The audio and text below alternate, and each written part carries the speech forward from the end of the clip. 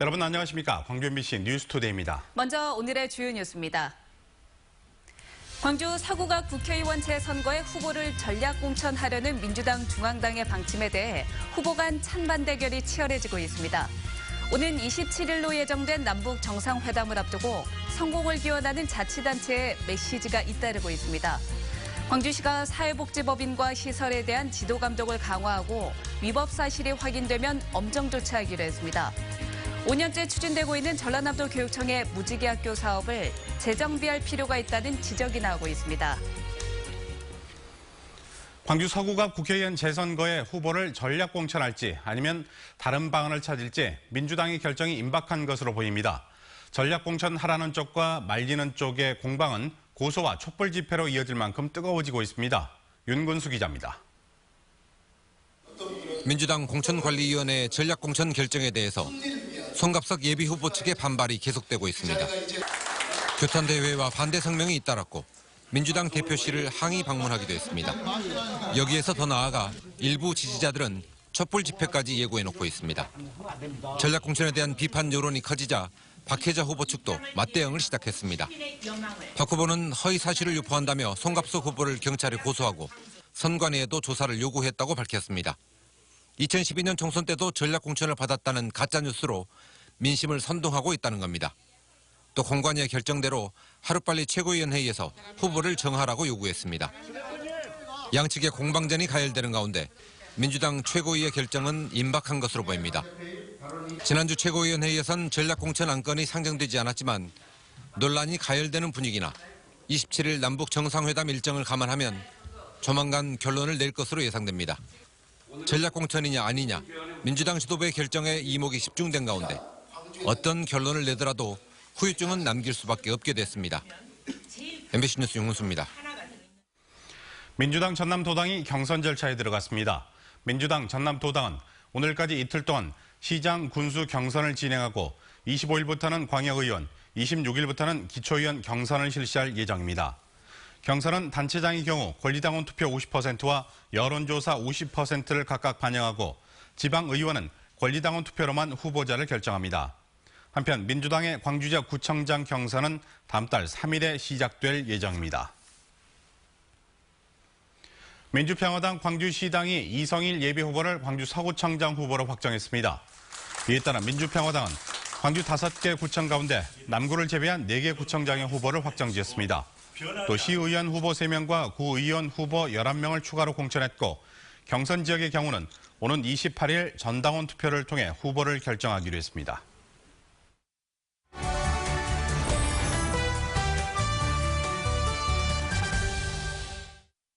6.13 지방선거에서 전남지사와 광주시장 선거를 치르게 될 민주당 후보들이 결정됐습니다. 민주당 경선 결과를 분석해보고 앞으로 고려할 만한 변수가 어떤 것이 있는지 짚어보겠습니다. 네, 김대현 시사평론가와 함께 이야기 나눠보겠습니다. 안녕하세요. 안녕하십니까. 어서 오십시오. 지난 주말까지 해서 민주당 전남지사 후보로는 김영록 후보가, 광주시장 후보로는 이영섭 후보가 결정이 됐는데 결과를 분석을 해볼까요? 네, 먼저 이제 전남지사의 경우는 이제 그 3위 후보였던 신정훈 후보가 결선 투표에서 누구를 지지하냐가 관건이지 않습니까? 네. 네, 실질적으로 이제 김영록 후보를 지지하면서 김영록 후보 당선될 거라 예측을 했었는데 표를 분석해 보니까 실제적으로 장만치 후보한테 갔던 표는 6%밖에 안 돼요. 32%를 얻었던 장만채가 이 결선 투표에서 38%였거든요. 네. 근데 반면에 김영록 후보는 40%에서 62%로 굉장히 많이 뛰었잖아요. 그렇죠. 분석을 해보니까 거의 신정훈 후보 표가 그 김영록 표한테 갔다. 사실 이런 경우는 드물거든요. 네. 그만큼 이제 신정훈 후보의 표가 조직표였다. 이제 이런 결론이 나옵니다. 조직표였다고요? 네, 조직표였기 때문에 가능할 수 있었다. 그리고 또 하나 이제 강주시장의 이용석 후보는 그동안 그 여론조사에서 30대 후반 40%로 그 박스권에 묶여 있었거든요. 그런데 이제 대부분 사람들이 이제 결선 투표로 가지 않나 이런 예상을 했는데 저도 예측하지 못한 1차에서 가반을 넘어버리는 이런 상황이 됐습니다. 아마 이게 그 지난번 방송에서 말씀드렸다시피 친문에 대한 문재인 마케팅이 저는 좀 작용을 했다고 보거든요. 비슷한 경우가 인천시장의 박남춘 시장 후보가 네. 가반을 넘어버린 그렇게 이영수 후보와 거의 비슷한 표를 얻었거든요. 네.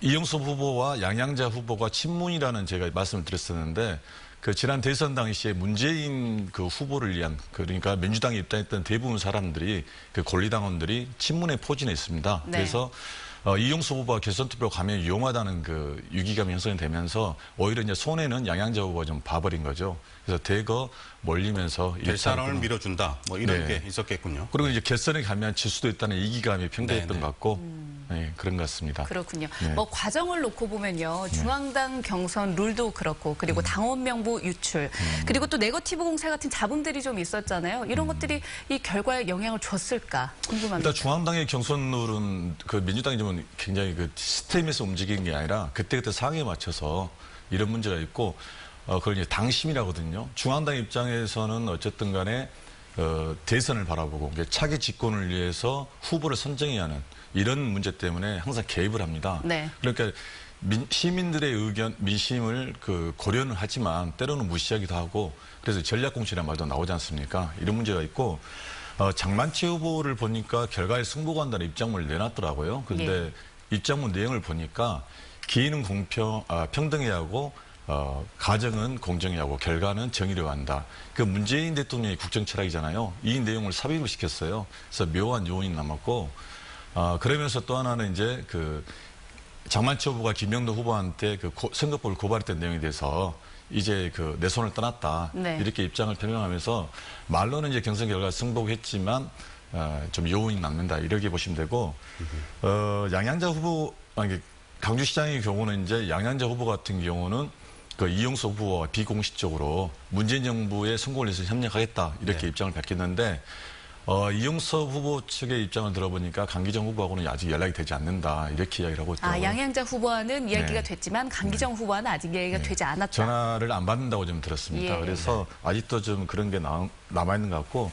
문제는 이제 전남지사나 강주시장 두 후보가 선거법에 좀 걸려 있어요. 그래서 이후에 이제 검찰 수사가 조그만 변수가 되기도 합니다.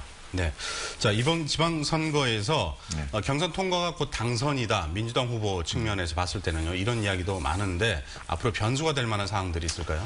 네, 선거는 이제 기본적으로 후보자, 이게 정당의 지지율이 높을 때는 정당에 등을 얻고 하고 네. 정당의 지지율이 낮을 때는 후보자 인물론이 부각이 되는데요. 이번 선거 같은 경우는 강주 전남만 보면 민주당의 그 정당 지지율을 얻고 갈 상황이 크고 변수라고 한다면은 현재 민평당이나 다른 정당들의 후보군들이 아직까지는 없습니다. 네, 알겠습니다. 이번 지방선거의 의미 짤막하게 이야기해 주시죠. 이번 지방선거는 그 지난번도 말씀드렸다시피 그 유권자들 투표 형태, 해고적 투표 형태가 될 것 같아요. 이게 전국적으로 봤을 때 문재인 정부에 대한 평가잖아요.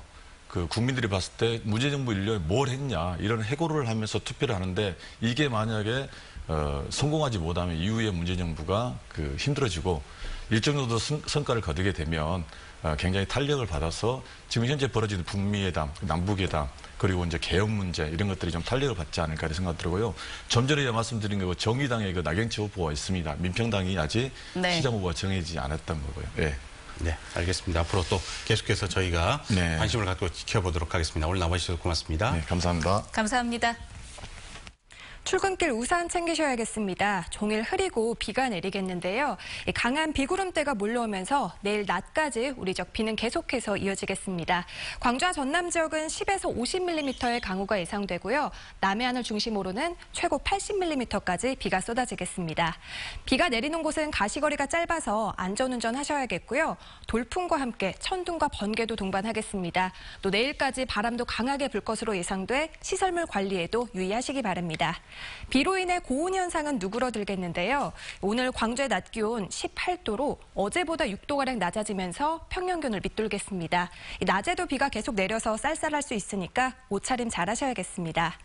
현재 기온 광주가 15.3도, 화순이 13.7도로 출발하고 있고요. 낮 기온은 영광 18도, 장성과 담양은 17도로 예상됩니다.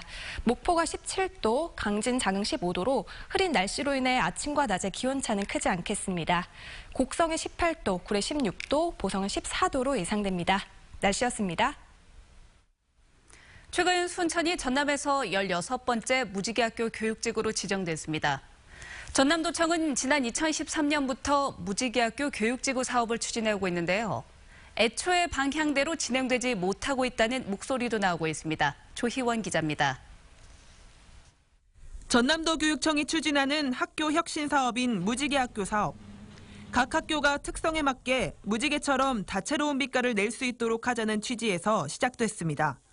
학생과 학부모, 교사 간의 자율적인 모임을 자주 마련해 학교 운영 과정에 반영하도록 지원하는 게 골자입니다. 처음엔 좀 낯설어했어요. 예, 그동안은 학생끼리 또는 학부모끼리 이렇게 됐었는데 처음에는 이 사업을 잘 이해를 못해서 왜 이걸 하느냐라고 했는데 이제 참여하고 나니까는 재밌어서 괜찮다, 반응은 좀 좋았습니다. 개별 학교가 아닌 지자체 차원에서 교육청과 협약을 맺는 교육지구 지정 사업에는 현재 전남 대부분의 지자체가 참여하는 등 활발하게 추진되고 있습니다.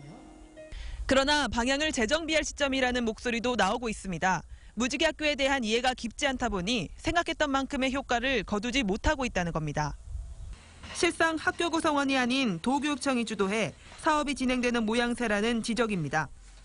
학교별 맞춤 사업에 대한 고민 없이 우선 예산을 따기 위한 사업을 만드는 경우가 많다는 우려도 있습니다. 실제로 학교가 정말 필요한 사업이나 학교가 정말 필요한 것들에 쓰여지지 못하고 교육청에서 요구하는 사업을 하기 위해서 계획서를 만들고 사업만 이렇게 나열되는 식으로 가고 있어서 상당히 좀 그런 부분들은 우려가 되고요. 무지개 학교 중점 사업 중 하나인 선상 무지개 학교, 독서 토론 열차 등은 공보다는 실이 크다는 평가도 나오고 있습니다. 실제로 지난해 두 사업에는 12억 원 상당의 예산이 투입됐지만 참여한 학생은 모두 360여 명뿐이었습니다. 무지개 학교 운영을 통한 실효성 있는 교육복지 실현에 교육당국의 보다 심도 있는 고민이 필요해 보입니다. MBC 뉴스 조희원입니다. 오는 27일로 예정된 남북 정상회담을 앞두고 회담의 성공을 기원하는 자치단체 차원의 메시지가 잇따르고 있습니다. 광주시는 청사외벽에 한반도기가 그려진 대형 현수막을 걸어 환영의 뜻을 밝히고 성공적인 회담을 기원했습니다.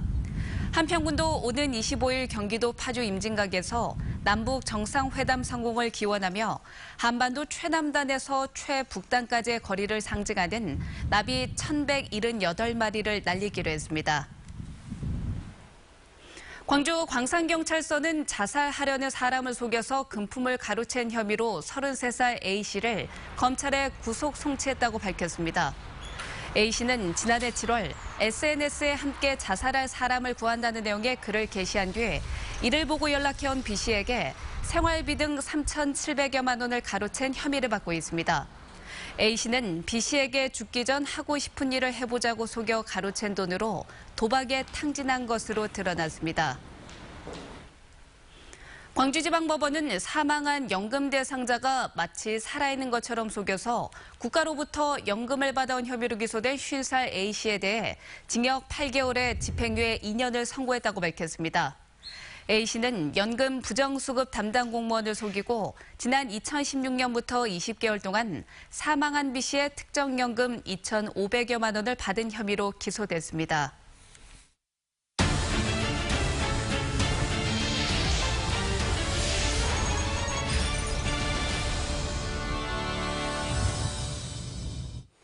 목포 원도심을 찾는 관광객과 시민들이 주차를 편하게 할 수 있도록 공영주차장이 마련돼 있습니다. 그런데 그동안 유료로 운영되던 공영주차장이 무료로 바뀌면서 인근 상인들의 주차 공간이 돼버렸습니다. 김양훈 기자입니다. 목포의 한 원도심 공용주차장입니다. 평일 오전이지만 주차장이 차들로 가득합니다. 인근의 다른 공용주차장도 사정은 마찬가지. 주차할 곳을 찾을 수가 없습니다. 이제 동네 분들도 되고 이 밑에 상가하시는 분들도 되고 그러니까요. 여러분들이 되시죠. 유료로 운영되던 공용주차장이 올 초 무료로 전환되면서 발생한 현상입니다. 그동안 5개 공용주차장 위탁 운영을 맡은 곳은 목포 원도심 상인회. 주차요금 수입이 적다 보니 지난해 말 결국 위탁 운영을 포기했습니다. 이 벌이가 안 되잖아요. 돈 500원 받아가지고. 최저임금을 못 주니까. 그 노동법에 걸리니까. 새로운 위탁 운영 업체를 찾지 못하면서 결국 주차장은 한시적으로 무료로 전환됐습니다. 원도심에 있는 5개 공영주차장에 댈 수 있는 차량은 250여 대에 달합니다. 하지만 관리 책임자가 없다 보니 상가 이용자들을 위한 주차장이 사실상 인근 상인과 주민들의 주차장이 돼버렸습니다. 하당에 있는 공영주차장에 대해서는 장례적으로 무인길이 설치하고 그에 따르는 인허 인력은 원도심에 있는 주차장으로. 목포시는 또 주차장 운영이 가능하도록 현실적인 대책을 마련한다는 계획이지만 불법 주차 단속 없이는 공용주차장 활성화 방안을 찾기는 어려워 보입니다. MBC 뉴스 김양훈입니다. 광주시가 사회복지법인과 시설에 대한 지도 감독을 강화한다고 밝혔습니다. 광주시는 이번 주부터 7주 동안 사회복지법인과 시설 400여 곳을 대상으로 자치구와 합동으로 현장 점검에 나서기로 했습니다. 또 중대한 위법 사항이 발견되면 법인 설립 허가 취소와 시설 폐쇄 등의 행정처분을 내리고 보조금 환수나 지원 중단 등 제재도 강화하기로 했습니다. 가축 분뇨가 영산강과 섬진강 등으로 흘러 들어가는 것을 막기 위해 오늘부터 2주 동안 가축 분뇨 재활용 시설에 대한 합동 특별 점검이 실시됩니다. 전라남도와 일산시군은 이번 점검에서 가축 분뇨나 못 쓰는 액체 비료를 하천 주변이나 농경지 등에 방치해 강으로 유출하는 행위와 농경지에 뿌리는 행위 등을 중점적으로 점검할 예정입니다.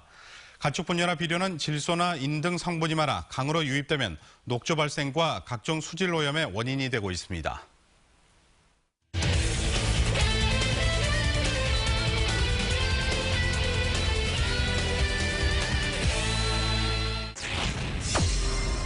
투볼 원스트라이크. 4구째를 때렸습니다. 센터 쪽 중견수 앞에 떨어지는 안타입니다. 2루 주자 3루 돌아서 홈까지. 홈도 홈으로 연결. 홈에서 세이프. 오른쪽 엄청 끌어당기면서 왼쪽 멀리 날아갑니다. 담장 쪽 담장 넘어갔습니다. 김숙환의 투런 홈런. 자, 3구 타격 2루수 키를 넘겼습니다. 정성훈의 적시타. 3루 주자 그리고 2루 주자까지 홈으로 안냈고 공은 2루 연결. 2루에서 빠졌습니다. 정성훈 3루까지 내달립니다. 3루까지 변화구를 때렸습니다. 높게 뜬 타구. 2루수와 우익수 쫓아갑니다. 우익수 잡지 못했습니다. 3루에서 정성훈 홈으로 그리고 김민식은 2루에서 아웃됐습니다. 몸쪽 공을 끌어당겼습니다. 우측 날카롭게 날아갑니다. 잡장 넘어갔습니다. 버나디나의 솔로 홈런. 때렸습니다. 유격수 옆으로 빠져나갑니다. 2루 주자 나기환을 홈으로 불러들이는 정성훈. 2루 도전 2루까지. 2루에서 세이프됐습니다. 땅볼 투수에 빠졌고 2루수 잡지 못합니다. 2루 주자 정성훈 3루 돌아서 홈까지. 노볼 원스트라이크. 정타로 맞췄습니다. 센터 쪽 빠져나갑니다. 3루 주자 김선빈, 2루 주자 버나디나까지 홈으로 파고듭니다. 2타점 적시타 김주찬. 원스트라이크. 4구 타격 잘 맞았습니다. 센터 쪽 멀리 날아갑니다. 당장 넘어갔습니다.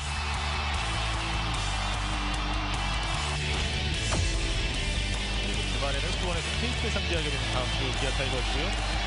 자, 투수의 타구는 빗맞으면서 내야에 높게 떴습니다. 3루수가 오늘 경기의 마지막 아웃 카운트를 잡아냈습니다. 최종 스코어는 14대4. 기아 타이거즈가 그제와 어제의 패배를 확실하게 서력했습니다.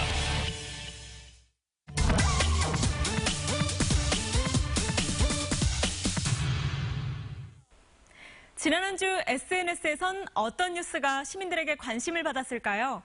더불어민주당 광주시장 경선 후보 토론과 담양 대나무 축제 일정에 대한 뉴스였습니다. 어떤 반응이 있었는지 살펴보겠습니다. 민주당 광주시장 경선을 앞두고 생방송으로 진행됐던 경선 후보들의 TV 토론. 자질을 둘러싼 후보 간 논쟁이 사퇴 공방으로 이어질 만큼 뜨거웠었죠.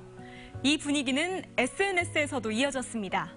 SNS를 통해서도 실시간으로 방송을 내보냈기 때문인데요.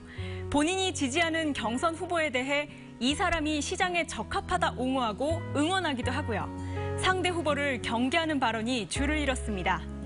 일부에서는 역시 경선이 제일 꿀잼이네. 에휴, 토론의 수준 봐라. 어디 동네 이장 선거인가? 토론에 대한 전반적인 평가와 광주에 참 인물 없네. 후보에 대한 아쉬움을 나타내기도 했습니다. 포근한 날씨에 거리 가득 형형색색 핀 꽃들. 나들이 하기 딱 좋은 계절에 축제 소식도 시민들에게 많은 관심을 받았습니다. 다음 달 2일부터 7일까지 6일간 열리는 담양 대나무 축제. 우리 지역의 대표적인 축제 중 하나죠. 올해는 대숲 향기, 천년을 품다라는 주제로 개최될 예정인데요.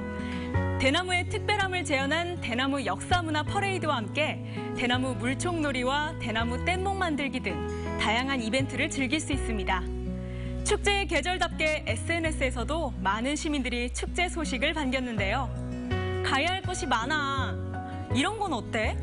담양 좋아. 벌써부터 축제 현장에 온 듯 한껏 들뜬 반응들을 보였습니다. 지금까지 댓글 소셜통이었습니다. 아시아 각국의 인권운동가들이 5.18 정신 계승을 위해서 광주 선언문을 채택합니다. 5.18 기념재단에 따르면 다음 달 16일부터 열리는 아시아 인권헌장 20주년 기념행사에서 광주 선언문이 채택될 예정입니다. 선언문에는 민주, 인권, 평화로 대표되는 광주 정신이 아시아의 인권 신장에 기여했다는 내용 등이 담길 것으로 보입니다. 광주시 교육청이 교육공모직 공채를 위해서 응시원서를 접수한 결과 218명 모집에 1,700여 명이 지원해서 평균 8대1의 경쟁률을 기록했습니다.